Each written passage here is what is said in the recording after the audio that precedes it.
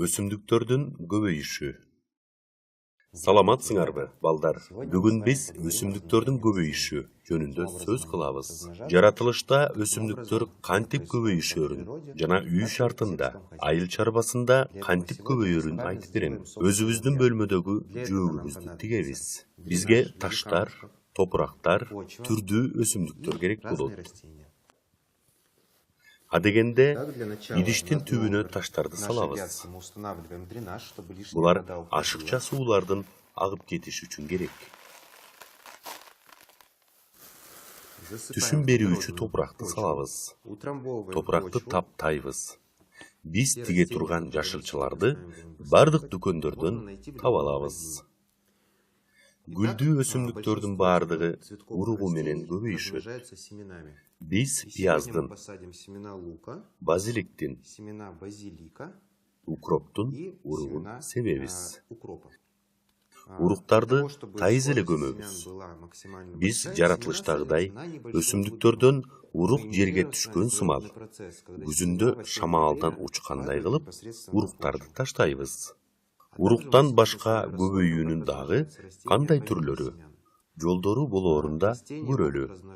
Өсүмдүктөр өз организмдеринин айрым бөлүктөрү менен дагы көбөйүшөт. Аны биз көк сактарды тигүүдөн байкай алабыз. Дүкөндөн сатып алган өсүмдүктүн тамыры болсо, анда жакшы. Үстүн тамакка кошуп, анын тамырын тиксек болот. Өсүмдүктүн тамырын жана үстү жагын кесип алабыз. Взяв корешок и верхушечный побег, мы можем размножать такие растения, как Райхан, базилик, укроп жана башка өсүмдүктөрдүн түбүн тигип, аларга экинчи жашоо беребиз. Ошондой эле өсүмдүктөр сабагынын үстү жагындагы бутакчасы аркылуу да көбөйүшөт. Мындай жол менен ананас тиксек да болот.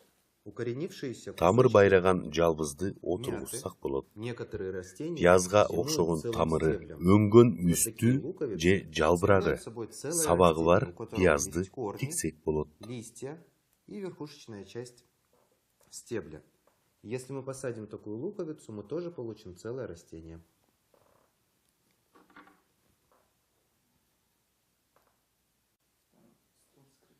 Түбү мөмө байлаган жашылчаларды тиксек да болот. Мисалы, шалгамды, кызылчаны, сабизди толук тикпей, үстүңкү өңгөн жагын тиксек жетиштүү. Эми бөлмөдөгү жөөгүбүздү багып, кайсы өсүмдүктөрдүн качан өнүп өсөөрүнү байкоо жүргүзүп, суу куюп турабыз. Бул сонун байкоо жүргүзүү тажрыйбасы боло алат. Бул бөлмө жөөгү терезенин көркүн да качат.